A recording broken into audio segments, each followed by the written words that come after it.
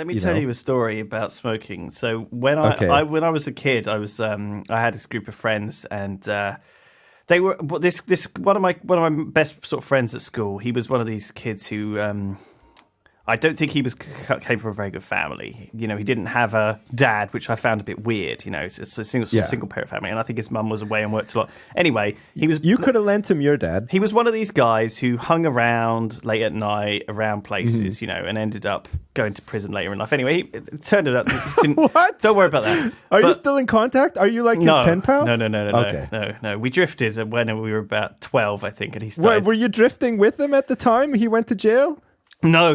When I was, he didn't go to jail when he was 12. I just heard later on from old friends and stuff that he ended up. Okay. Anyway, kind of the guy who ended up dealing drugs out the back of a Mercedes outside, you know, Subway or whatever. Whoa. That kind of thing. Anyway, so when we were kids, you know, we used to be friends and hang out. And I remember one time we were hanging out around the park. We can't have been more than about, I don't know, 7 or 8. Okay, this is one of my oldest memories, and he wanted to be cool, like an older boy, and he wanted to smoke, okay? But he couldn't get cigarettes at all. So what he would do is he would get like a sheet of paper, roll it up into the shape of a cigarette, and then it would be like a paper tube, okay? And then he and his friends would go around the back of the slide and light the end of this paper tube, and so it would like catch on fire, and then they would like breathe like through the tube of paper, the smoke from the burning paper, and it was horrid. Okay, it was just like there was nothing good about it at all, and so that's what I remember doing. I mean, that's basically as bad as huffing aerosol cans, which of course is fatal. I mean, I even back then, but the thing is, he was actually, even though he turned out to be probably a bit of a. Unfortunately, I think his life choices were not very good, but he was very protective of me because he knew I had asthma, and so he was like, "Oh no, you better not do this because you know you've got asthma." He was like protecting me. Not breathe in this paper smoke.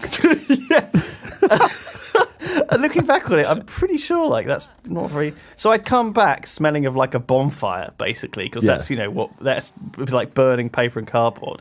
And my mum and dad didn't even like give a shit about it. They were like, "Oh, you've been around a bonfire," because we lived in a village. There was all sorts of stuff happening. Yeah. God damn. So that's the story. Yeah. So your story is your first experience smoking.